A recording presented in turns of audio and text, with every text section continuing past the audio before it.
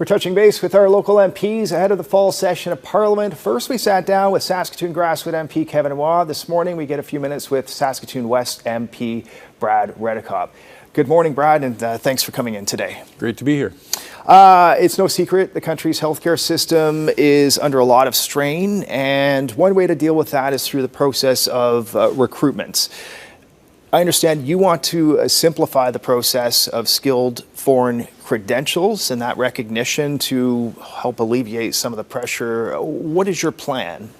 Well, that's a great question. We have a lot of needs in our country for jobs, and we also have a lot of newcomers in our country, and they're struggling sometimes to get work. And so what I'm trying to do is I put forward a bill that simplifies a part of the process for them to start working in Canada. It removes some red tape, removes some costs, and it gives them a bit more certainty with the ability to work in their chosen field in Canada. How do you hope that issue is recognized in the upcoming session of Parliament?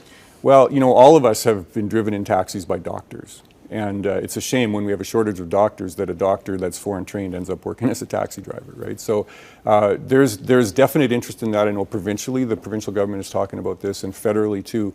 We need to find ways to simplify it. We need to find ways to allow newcomers to work in their chosen fields. Of course, they need to be proficient in English. They need to have the proper qualifications. But what my bill proposes is to eliminate some of the unnecessary paperwork and unnecessary red tape that's in that process. How far off before that could become a reality? Well, politics work slowly, so I'm working hard to move it forward, so it's hard to say, but there is definitely interest in this in Ottawa, and a lot of support. As I've talked over the summer to many different groups, there's a tremendous amount of support for this idea, and anything that can move the bar in this area is going to get support. No doubt the rising cost of living top of mind for MPs as they head back to Parliament, especially the rising cost of just about everything right now, food and fuel.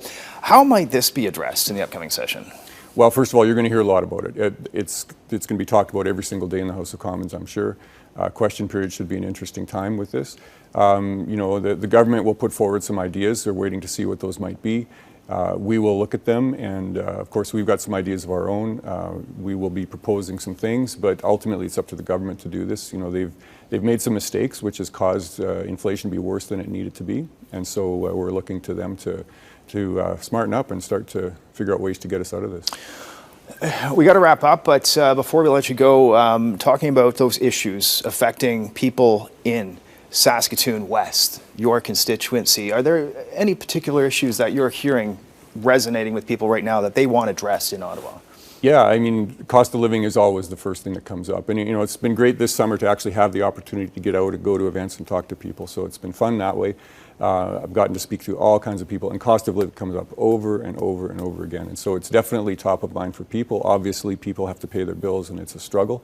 And so that's something that's a big challenge for government right now. And we're going to keep the pressure on our government to find solutions and be creative in helping Canadians get through this problem. What are you hearing in terms of proposed solutions?